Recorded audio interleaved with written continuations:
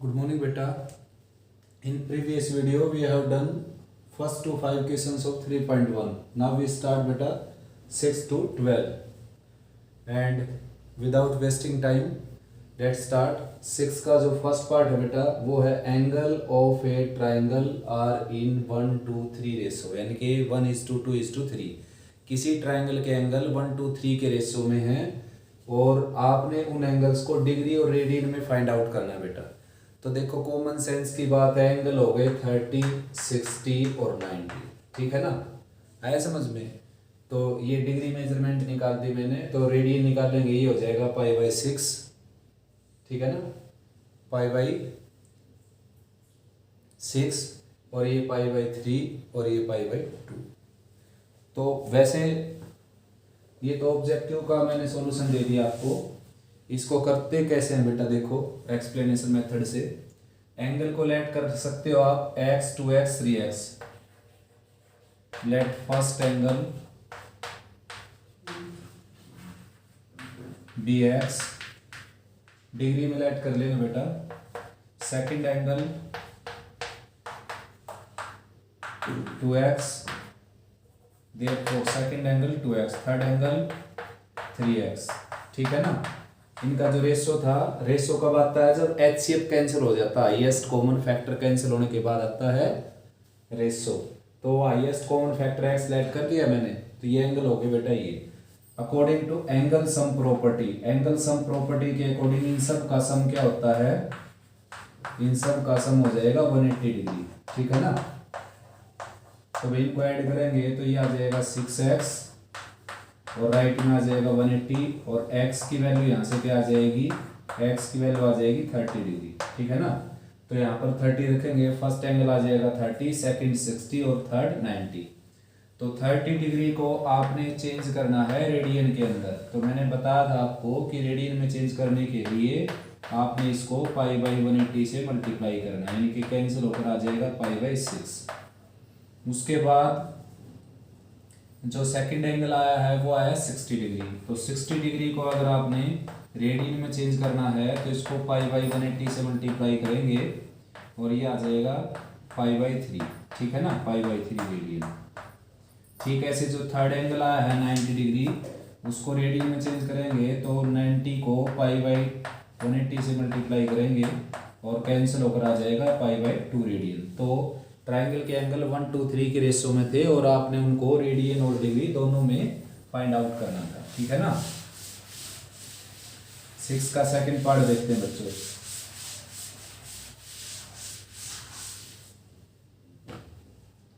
Six का second part है बेटा, angle of a triangle are in AP, greatest of them being 80 degree, find the 3 angles in radian. Angle of a triangle are in AP, किसी triangle के angle AP के अंदर है बेटा और उसका जो ग्रेटेस्ट एंगल है वो है 80 डिग्री।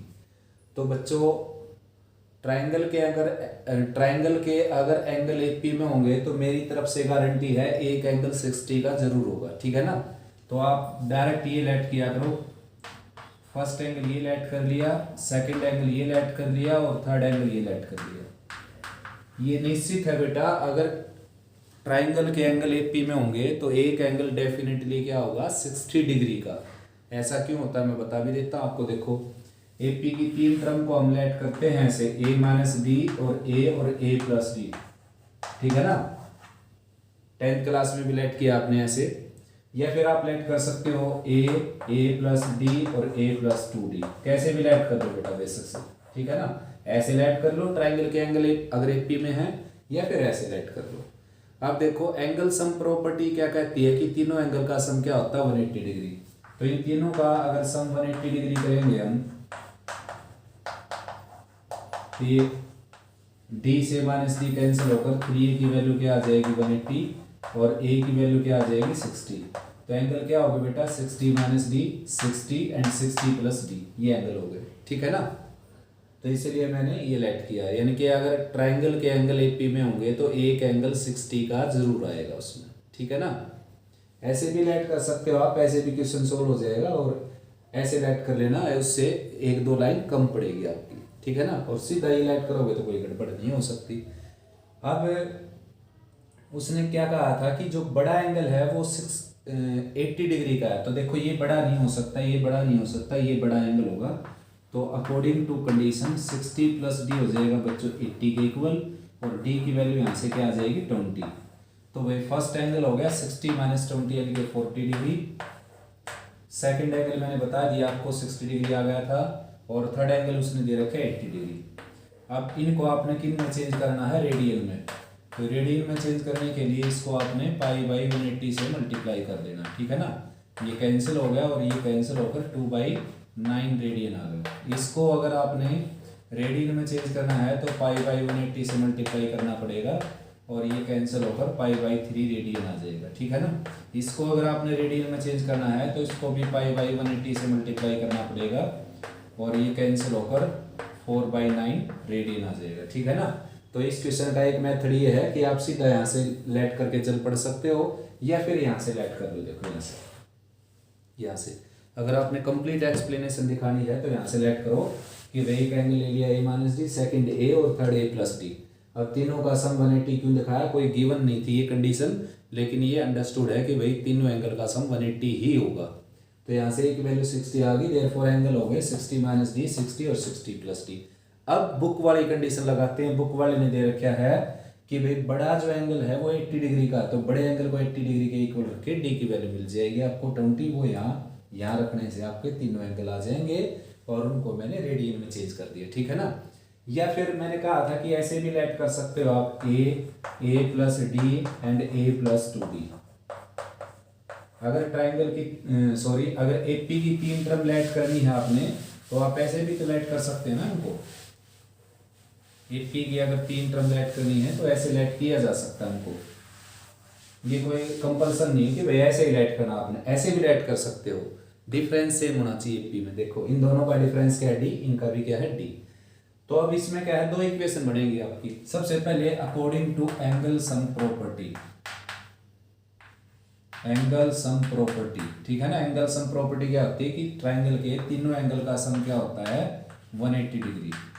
आया समझ में, ठीक है ना।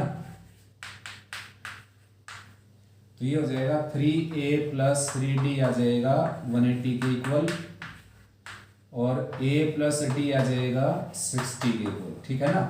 ये इक्वेशन होगी फर्स्ट। आया समझ में। अब सेकंड इक्वेशन में कंडीशन यूज करेंगे हम, जो सबसे बड़ा जो एंगल है ना वो 80 डिग्री के इक्वल है। तो सबसे बड़ा एंगल कौन है, a प्लस 2d, सबसे बड़ा एंगल है ये। तो ये उसने 80 डिग्री दे रखा है, ये इक्वेशन सेकंड होगी। दोनों इक्वेशन को सोल्व करेंगे, यानी कि दोनों को सेपरेट कर देता हूँ। सेपरेट करेंगे तो ये माइनस ये माइनस ये माइनस ये कैंसिल हो जाएगा, माइनस डी की वैल्यू आ जाएगी -20, यानी कि डी की वैल्यू 20, ठीक है ना। डी की वैल्यू 20 इसमें रखेंगे तो ए की वैल्यू आ जाएगी 40। तो ए की वैल्यू आ गई 40 और डी की वैल्यू आ गई 20। एंगल आपके कौन से थे ये, तो एक एंगल हो गया 40, सेकंड 60 और थर्ड 80, ठीक है ना। वही सेम टू सेम आंसर आ जाएगा।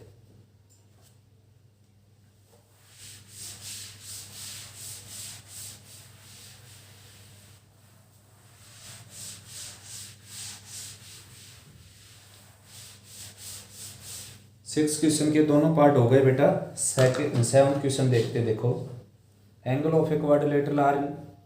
सबसे पहले मैं आपको टर्म लेट करना सिखा देता हूं बेटा। If number of terms are odd,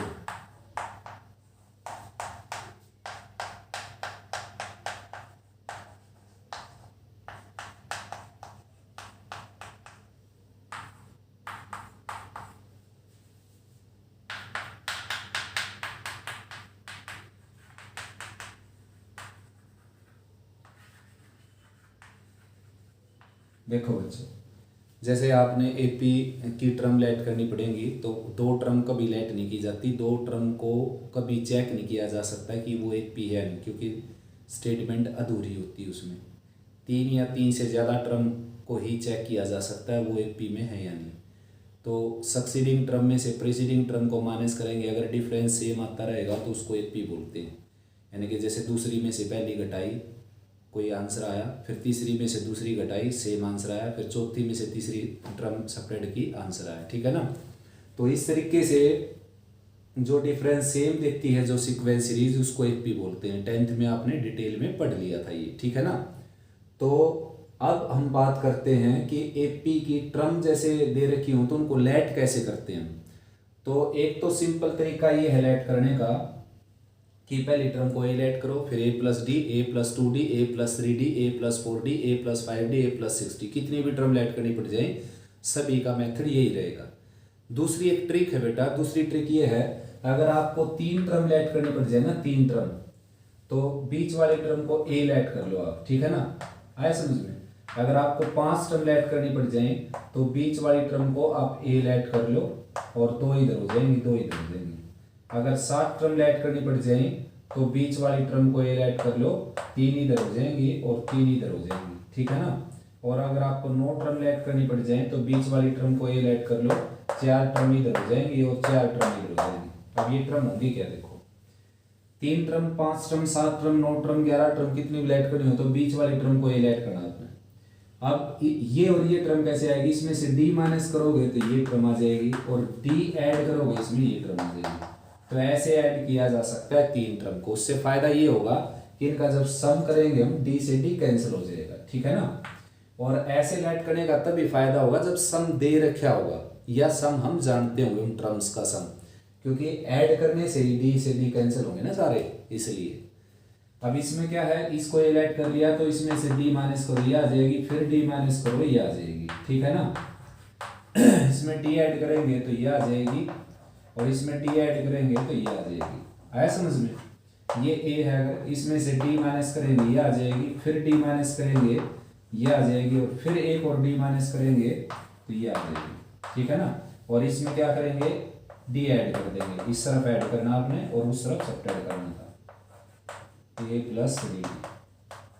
ऐसे ही 7 टर्म लेट करनी हो तो बीच वाली को लेट किया, ए माइनस डी, ए माइनस 2d, ए माइनस 3d और ए माइनस 5d, ठीक है ना।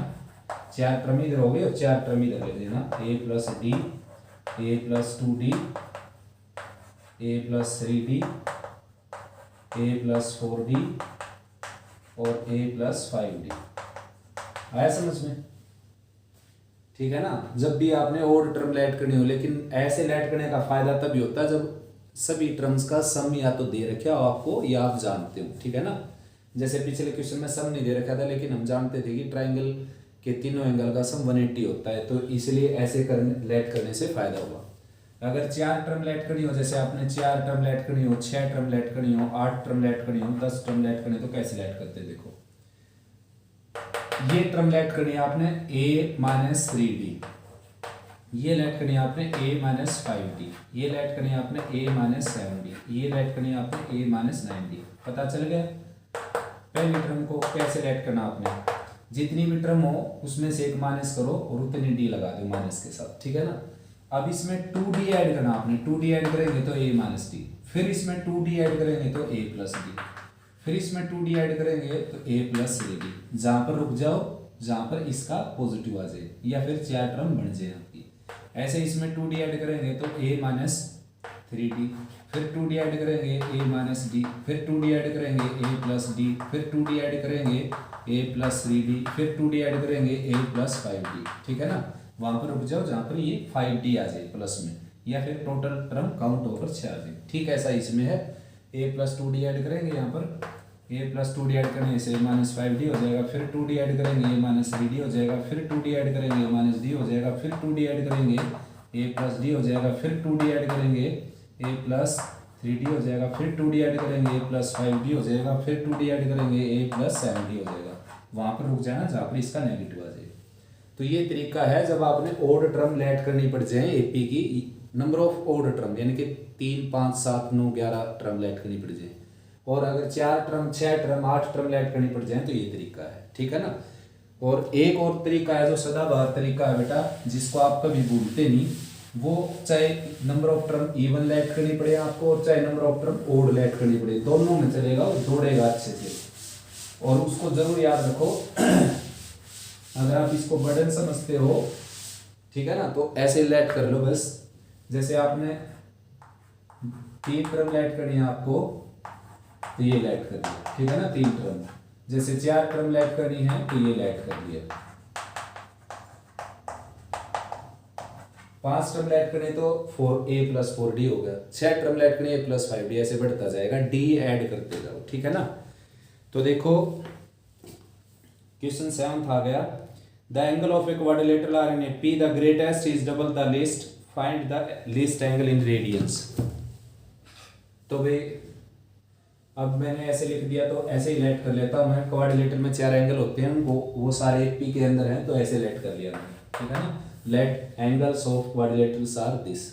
अब उसने क्या कहा, उसने कहा कि जो सबसे छोटा एंगल है ना, सबसे छोटा एंगल कौन है, ए, वो सबसे बड़े एंगल का क्या है, हाफ है, यानी कि बड़ा एंगल छोटे एंगल का क्या है, डबल। देखो angle of a quadrilateral p greatest is double the least, जो सबसे बड़ा है वो छोटे का डबल है, तो इसको 2 से गुणा कर दूंगा तो इक्वल हो जाएंगे ना, अकॉर्डिंग टू कंडीशन। क्वेश्चन की कंडीशन थी ये कि छोटा जो है वो बड़े का आधा है, या कह लो बड़ा जो है वो छोटे का 2 गुना, तो इसको 2 से गुना करके बराबर रख दिया, तो a की वैल्यू 3d आ गई यहाँ से।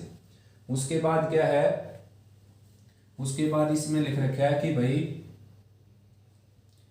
जो क्वाड्रिलेटरल है, कंडीशन तो ये लिख रखी थी। अब क्वाड्रिलेटरल में हम जानते हैं कि सभी चारों एंगल का सम क्या होता है, 360, तो चारों का सम 360 दिखा देंगे हम। देखो चारों का सम 360 दिखा देंगे इस तरीके से, ठीक है ना। तो इसको सोल्व करेंगे, 1 2 3 4 4a और 1 + 2 3 3 + 3 6b, और राइट में क्या है 360। इसको 2 से डिवाइड करेंगे, 2 से डिवाइड करने से ये आ जाएगा 2a + 3d, और 2 से डिवाइड करने से आ जाएगा 180, ठीक है ना। अब a की जगह क्या रख देंगे यहाँ पर 3d, a की जगह 3d रखेंगे तो क्या हो जाएगा 6d + 3d, और राइट में 180। तो ये आ गया 9d की वैल्यू क्या आ गई 180 डिग्री, और d की वैल्यू क्या आ गई 20, ठीक है ना। d की वैल्यू 20 यहाँ रखेंगे, देखो तो a की वैल्यू क्या आ जाएगी 60, a की वैल्यू 60 आ गई, d की वैल्यू 20 आ गई। अब सभी एंगल फाइंड आउट किए जा सकते हैं, और इसने केवल क्या कहा है, लीस्ट एंगल को आपने रेडियन में बताना है, लीस्ट एंगल इन रेडियन, ठीक है ना। तो लीस्ट एंगल ये था ए वाला, तो ए की वैल्यू कितनी आई थी आपकी 60, ठीक है ना। तो 60 को आपने रेडियन में चेंज करके बताना उसको, ये आ जाएगा π/3 रेडियन, ठीक है ना। आए समझ।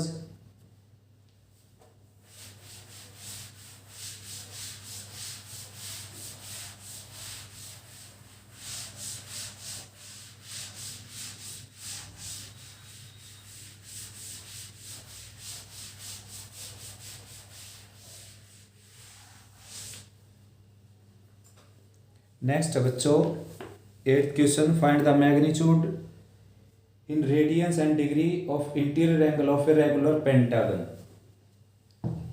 रेगुलर पेंटागन इंटीरियर एंगल,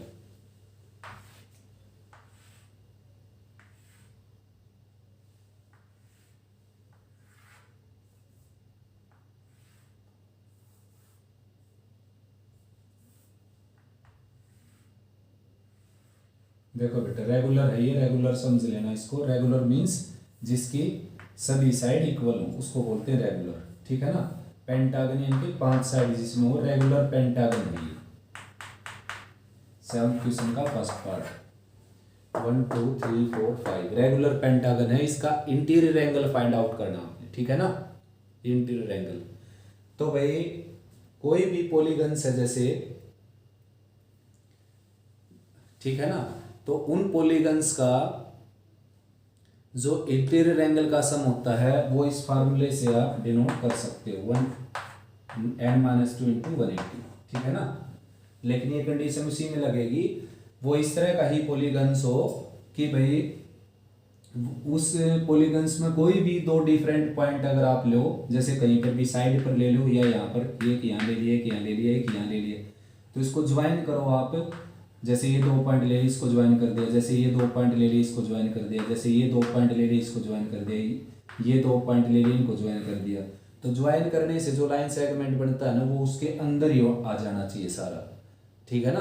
तो उस तरह के पॉलीगन्स का ये फार्मूला है n-2 इंटू 180, सभी इंटीरियर एंगल निकालने का, सभी का सम निकालने का।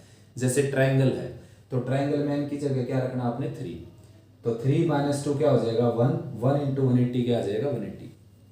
तो ट्रायंगल के सभी एंगल का सम 180 होता है ना, तो n की जगह आपने उसकी साइड रखनी है। क्वाड्रिलेटरल का कितना होता है 360, तो क्वाड्रिलेटरल में कितनी साइड होती है 4, तो यहाँ पर 4 रखोगे तो 4 - 2 2, 2 इंटू 180 360। पेंटागन में कितना आ जाएगा 540, यहाँ पर 5 रखोगे तो 5 - 2 क्या हो जाएगा 3, 3 इंटू 180 क्या हो जाएगा 540 डिग्री। तो पेंटागन के सभी इंटीरियर एंगल का सम कितना होता है 540। Sum of all interior angle, interior अंदर वाले angle of a pentagon is 540 degree, ठीक है ना। कैसे आया यहाँ पर n की जगह 5 रखने से। अब रेगुलर का मीनिंग क्या होता है जिसकी सारी साइड इक्वल हो, और सारी साइड इक्वल होंगी तो सारे एंगल भी इक्वल होंगे पक्का, ठीक है ना। तो अगर ये 5 एंगल हैं और पांचों का सम 540 है तो प्रत्येक एंगल कितना का हो जाएगा 5 से डिवाइड कर देंगे। ईच एंगल क्या आ जाएगा, ईच एंगल आ जाएगा बेटा 540/5, ठीक है ना।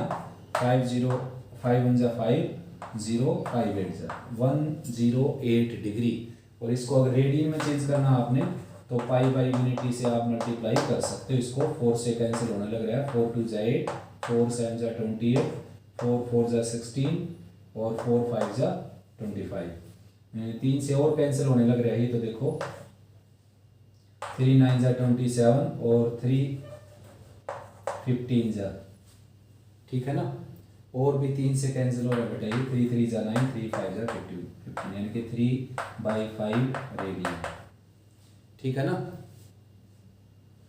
पेंटागन हो कोई भी हो उसके सभी के इंटीरियर एंगल का सम इस फार्मूले से आप डिनोट कर सकते हो। इनकी जगह नंबर ऑफ साइड रखनी होती है आपने, और रेगुलर है तो भाई प्रत्येक एंगल निकाला जा सकता है। अगर इरेगुलर होता है ये तो उसका प्रत्येक एंगल फाइंड आउट नहीं किया जा सकता था, ठीक है ना, विदाउट एनी मोर इंस्ट्रक्शन। तो 7th क्वेश्चन हो गया ये, 7th क्या बेटा 8th क्वेश्चन था ये, सॉरी, ठीक है ना। 8th क्वेश्चन का फर्स्ट पार्ट था ये। सेकंड पार्ट देखते हैं। Express in radian as well as degree of a regular polygons of 40 sides.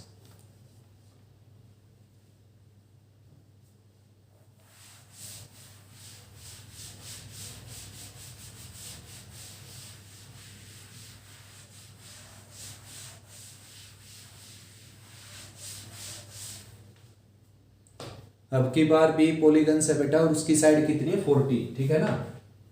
तो n-2 इंटू 180 ये है सभी एंगल के सम का फार्मूला। तो n की जगह 40 रखेंगे, 40 - 2 इंटू 180 तो क्या आ जाएगा ये 38 इंटू 180। सभी एंगल के सम का फार्मूला हो गया ये। अब ईच एंगल फाइंड आउट करना आपने, तो इसको 40 से ही डिवाइड कर देंगे हम। 40 से डिवाइड करेंगे तो ईच एंगल आ जाएगा, 2 से कैंसिल हो गया ये और 2 से ही कैंसिल हो गया, ठीक है ना। तो 171 डिग्री का जो है वो प्रत्येक एंगल आ जाएगा इसका। अगर रेडियन में चेंज करना आपने इसको तो रेडियन के लिए π/180 से मल्टीप्लाई कर देंगे, ठीक है ना। आया समझ में। दूसरा, जिस पॉलीगन्स की बात चल रही है अब उस पॉलीगन्स में कितनी भी साइड हो एक्सटीरियर एंगल का सम हमेशा क्या होता है 360 डिग्री। तो भले इसमें 40 साइड हैं, ठीक है ना। आया समझ में। Sum of angle of polygons having 40 side, ये तो ऐसे पॉलीगन्स के इंटीरियर एंगल का सम है जिसमें n साइड हो। तो n की जगह 40 रखेंगे तो 40 साइड वाले पॉलीगन्स की सभी एंगल का सम आ जाएगा। और ये निकाल दिया मैंने ईच एंगल। अगर ये रेगुलर है तो रेगुलर में सभी एंगल इक्वल होते हैं, तो 40 से डिवाइड करोगे तो एक एंगल आ जाएगा आपका, ठीक है ना। इंटीरियर के बेस पर निकाला मैंने, अब एक्सटीरियर के बेस पर निकालता हूँ। सभी जो एक्सटीरियर एंगल होते हैं उनका सभी का सम कितना है 360, चाहे वो क्वाड्रिलेटरल हो, चाहे वो ट्राइंगल हो, चाहे वो पेंटागन हो, और चाहे वो पॉलीगन्स हैविंग 40 साइड हो। लेकिन इसमें वो कंडीशन है जो मैंने बताई थी, when we taking any 2 points on this region and joining them this line segment also lies in this region. ठीक है ना। तो इस तरह के क्वाड्रिलेटरल में कितने भी क्वाड्रिलेटरल क्या पॉलीगन्स में कितनी भी साइड हो तो सभी के एक्सटीरियर एंगल का सम क्या होगा 360। ठीक है ना। तो 40 से अगर डिवाइड कर दोगे तो इसका ईच एंगल आ जाएगा 9 डिग्री। ठीक है ना। एक्सटीरियर एंगल की बात कर रहा हूँ, एक्सटीरियर एंगल आ जाएगा 9 डिग्री। ठीक है ना। मान लो जैसे ये 9 डिग्री आ गया ये, तो इन दोनों का सम क्या होता है, इन दोनों का सम क्या होता है बेटा, इन दोनों का सम होता है 180। तो ये 9 का है तो 180 में से माइनस करेंगे 171 आ जाएगा ना। ठीक सेम आंसर ये आ जाएगा। ठीक है ना। दोनों मेथड से निकाल सकते हो आप इसको।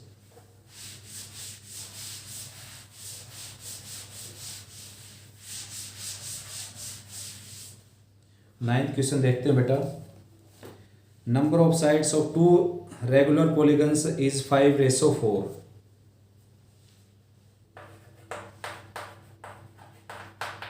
Ratio between side 5:4। ठीक है बेटा, 5:4 का रेशो है। The difference between their angle is 9 degree. Difference between angles 9 degree. ठीक है ना। दोनों के एंगल का डिफरेंस 9 डिग्री है। Find the number of sides in the polygons. दोनों पॉलीगन्स में कितनी साइड होंगी। तो देखो बेटा, जो इसने एंगल के डिफरेंस की बात की है इसका मतलब ये है कि मान लो जैसे ये एंगल है 171, ये मान लो ये एंगल है 60 और इस दूसरे का एंगल है 69। ठीक है ना। 9 का डिफरेंस है दोनों के एंगल में। तो केवल एंगल की बात की है। एंगल दो तरह के होते हैं, एक्सटीरियर और इंटीरियर। ठीक है ना। तो वो केवल उसने एंगल लिख दिया है ना, इंटीरियर वर्ड लिखा है ना एक्सटीरियर, तो अंडरस्टूड है कि इंटीरियर की बात करने लग रहे हो। लेकिन ये भी खास बात है कि जो डिफरेंस इंटीरियर में होगा वही डिफरेंस क्या होगा एक्सटीरियर में हो जाएगा। ठीक है ना। आया समझ में। तो भाई जो फर्स्ट पॉलीगन्स है उसकी साइड लेट कर लेता हूं मैं 5n। Let number of sides in first polygons be 5n। First polygons की साइड लेट कर ली 5n। Therefore number of sides in second polygon, second polygons की साइड लेट कर ली हमने 4n। ठीक है ना। अब देखो पॉलीगन्स कोई भी हो उसके एक्सटीरियर एंगल का सम मैंने क्या बताया आपको 360। तो जो फर्स्ट पॉलीगन्स है यानी कि ये वाला पॉलीगन्स है जो सेकंड वाला, उसके एक्सटीरियर एंगल का सम क्या हो जाएगा 360। ठीक है ना। और ईच एंगल निकालेंगे तो नंबर ऑफ साइड से डिवाइड कर देंगे इनके 4n से। आया समझ में। ठीक ऐसे ही जो फर्स्ट पॉलीगन्स है उसके भी सभी एक्सटीरियर एंगल का सम क्या होगा 360। और नंबर ऑफ साइड से अगर डिवाइड कर देंगे किससे 5n से, तो उसका भी ईच एंगल आ जाएगा। कौन से एंगल आ गए ये एक्सटीरियर एंगल। और डिफरेंस किस में दे रखा है इंटीरियर में। तो जो डिफरेंस इंटीरियर में है बेटा एक्सटीरियर में भी वही होगा सेम टू सेम। ठीक है ना। तो इन दोनों का डिफरेंस क्या आ गया 9। अब बात समझने की ये है कि मैंने सेकंड वाले का जो एंगल है वो आगे रखा है फर्स्ट वाले का पीछे। उसका रीजन ये है कि सेकंड वाले में नंबर ऑफ साइड कितनी है कम, तो जितनी कम साइड होंगी उतने बड़े एंगल होंगे। तो इसलिए इसका जो एंगल आएगा प्रत्येक एंगल वो इसके एंगल से बड़ा आएगा, इसलिए मैंने बड़ी क्वांटिटी आगे रखी छोटी पीछे। वैसे भी कॉमन सेंस की बात है, अपर पार्ट दोनों का सेम है, लोअर पार्ट दोनों का अलग अलग है। तो जिसका लोअर पार्ट बड़ा होगा वही तो छोटी होगी ना, तो छोटी पीछे और बड़ी आगे। ठीक है ना। अब सब्ट्रैक्ट कर देते हैं, पहले 9 से डिवाइड कर देते हैं इसको। ये हो जाएगा 40/4n और माइनस 40/5n और राइट में क्या है 1। 9 से डिवाइड कर दिया। ठीक है ना। आया समझ में। अब एलसीएम ले लेते हैं। देखो एलसीएम लेंगे तो 40 को कॉमन ले लेता हूँ मैं। यहाँ पर बच जाएगा मेरे पास 1/4n माइनस 1/5n और एलसीएम आ जाएगा बेटा 20n एलसीएम आ जाएगा। तो इसको 4n से डिवाइड करेंगे 5, इसको 5n से डिवाइड करेंगे 4। ठीक है ना। और यहाँ पर क्या है 40 और राइट में क्या है 1। 5 माइनस 4 क्या हो जाएगा 1। ठीक है ना। तो ये हो जाएगा 40/20n। राइट में क्या हो गया 1, कैंसिल करेंगे 2 आ गया। तो n की वैल्यू क्या आ गई बच्चों 2। तो पहले पॉलीगन्स में साइड थी 10 5 इंटू 2 और दूसरे पॉलीगन्स में साइड थी 8 4 इंटू 2। ठीक है ना। दोबारा से देख सकते हो बेटा पॉज करके वीडियो को, कोई इतना लंबा चौड़ी बात है नहीं इसमें, बहुत ही छोटा क्वेश्चन है ये। ठीक है ना।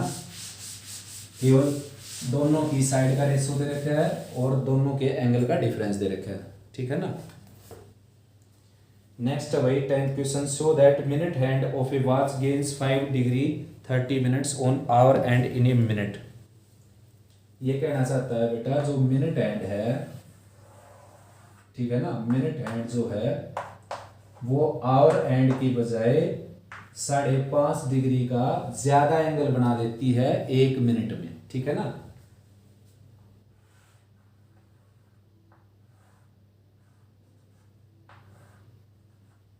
ये है आवर एंड, आया समझ में। शॉर्टेस्ट एंड भी बोलते हैं इसको, शॉर्टेस्ट एंड।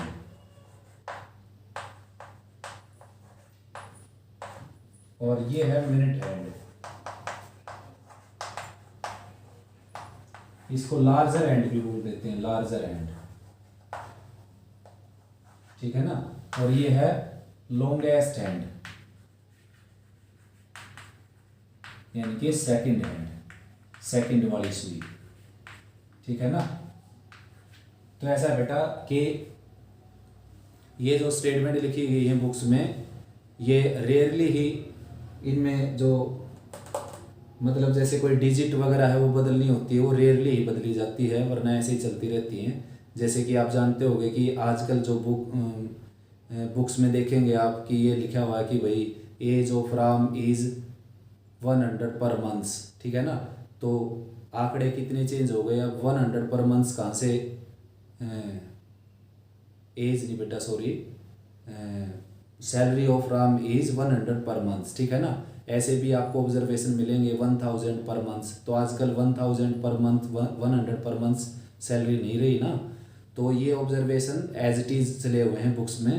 तो यहाँ पर तो चलो, यहाँ पर तो ये मायने भी रखती है बात। देखो मेरा कहने का तात्पर्य ये है कि भाई जैसे जो आम जो घड़ियाँ होती हैं, दीवार घड़ियाँ घरों में, उनमें जो सबसे छोटी सुई होती है वो होती है आवर एंड। ठीक है ना, घंटे वाली सुई।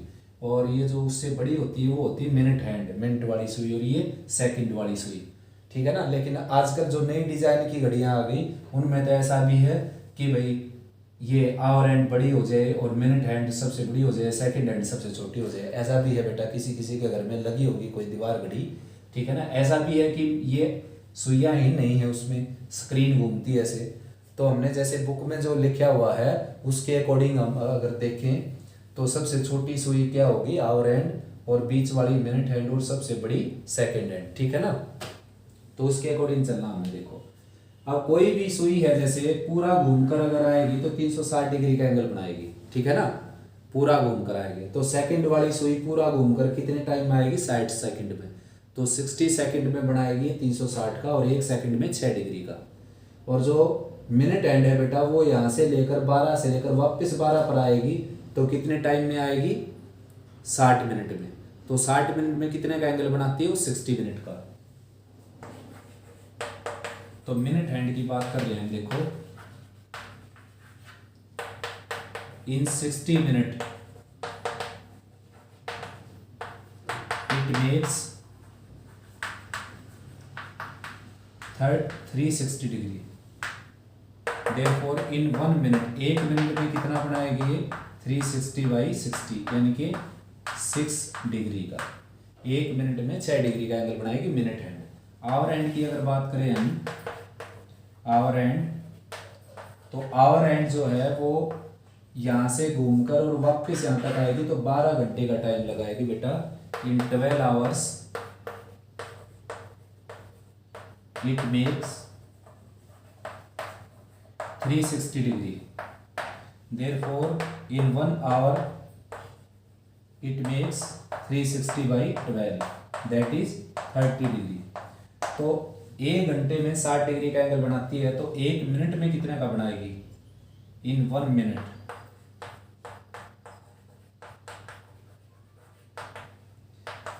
यानी कि 60 मिनट में बनाती बेटा 30 डिग्री का, तो 1 मिनट में बनाएगी 30/60 यानी कि 1/2 डिग्री। देखो क्वेश्चन की स्टेटमेंट पर आप अब आ जाते हैं हम। ये लिखा गया है कि भाई मिनट एंड जो है वो आवर एंड की बजाय 5.5 डिग्री का ज्यादा एंगल बनाती है। कितने टाइम में? 1 मिनट में। तो मैंने 1 मिनट में मिनट हैंड का एंगल निकाल लिया और 1 मिनट में आवर एंड का एंगल निकाल लिया। मिनट एंड का एंगल आया 6 डिग्री और इसका आया 30 मिनट्स यानी कि आधा डिग्री। तो घटाएंगे तो कितना आएगा दोनों का डिफरेंस? 5.5 डिग्री आएगा ना। 6 डिग्री में से आधा डिग्री घटाओगे तो 11/2 आएगा ना, यानी कि 5.5 डिग्री। 5.5 डिग्री को हम 5 डिग्री और 30 मिनट्स लिख सकते हैं, ठीक है ना, इसको 60 से मल्टीप्लाई करके। तो स्टेटमेंट यही थी। क्वेश्चन नंबर था ये 10th कि जो मिनट एंड है वो 1 मिनट में आवर एंड की बजाय, ठीक है ना, ज्यादा एंगल बनाती है आवर एंड की बजाय 5.5 डिग्री का। तो मेरा कहने का मतलब ये था बेटा, मैं किसी बुक को दोष नहीं देने लग रहा। मेरा मतलब ये था कि जैसे अब जमाना बदल गया तो घड़ियां भी बदल गई, दीवार घड़ियां भी। अब किसी किसी घड़ी में आवर एंड की लेंथ सबसे लंबी होती है और सेकंड एंड की कम होती है। लेकिन हमने जैसे बुक में लिख रखा है वैसे ही इन सबको ऑब्जर्व करना। आपके एग्जाम में भी बुक के अकॉर्डिंग ही क्वेश्चन आते हैं, ऐसे नहीं कि हर किसी के घर में दीवार घड़ी देख कर आएंगे वो उसके अकॉर्डिंग क्वेश्चन बनाएंगे। तो जैसे बुक्स वाले प्रिंट करते हैं, इसका साइज सबसे छोटा है, इसका साइज बीच वाला, इसका साइज सबसे बड़ा है, उसी के अकॉर्डिंग एग्जाम में क्वेश्चन आते हैं, ठीक है ना। तो नेक्स्ट क्वेश्चन करते हैं 11th।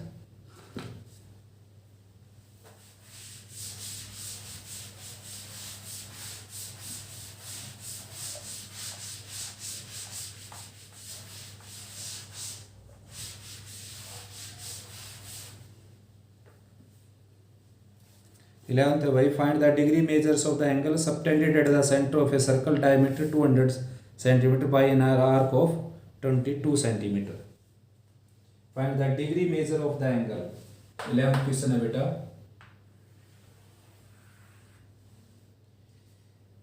इसमें दे रखा है circle of diameter 200 centimetre. Diameter है इसका 200 सेंटीमीटर, ठीक है ना। और आपने क्या है, एक ऐसी आर्क का एंगल निकालना सेंटर पर जिस आर्क की लेंथ हो 22 सेंटीमीटर। आया समझ में? ये थीटा निकालना आपने रेडियन में। देखो बच्चों, थीटा तभी निकलेगा जब आपके पास एल और आर होगा, ठीक है ना, क्योंकि थीटा की जो वैल्यू है वो L/R के इक्वल है बेटा।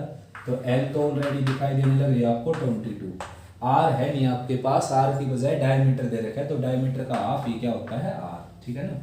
ये आ जाएगा 100। तो थीटा की वैल्यू आ जाएगी 11/50 रेडियन। रेडियन में ही काउंट करना था, रेडियन में ही छोड़ दो इसको, ठीक है ना। 11th है ये। 12 देखते हैं।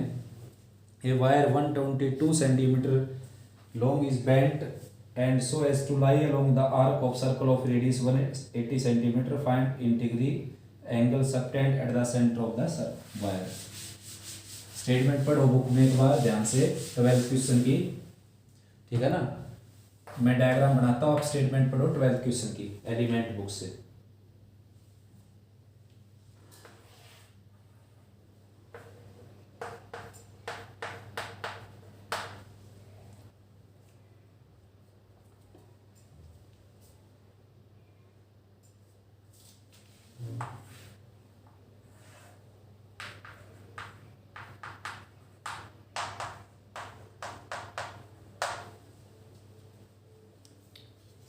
देखो बच्चों, ये एक आर्क थी इस तरह की, मतलब ये एक इतनी रेडियस का एक सर्कल था जैसे। तो इस सर्कल के इस रेडियस पर हमने इस वायर को बेंड करके ऐसे और यहाँ पर इसको टाई कर देना है, ठीक है ना, इस तरीके से, ठीक है ना, ऐसे मोड़ कर थोड़ा थोड़ा और यहाँ पर इसको ज्वाइन कर देना है। तो ये इनकी लेंथ ऑफ आर्क बन जाएगी 121 सेंटीमीटर और रेडियस दे रखी थी 180 सेंटीमीटर। तो थीटा निकालना, तो थीटा का फार्मूला होता है L/R।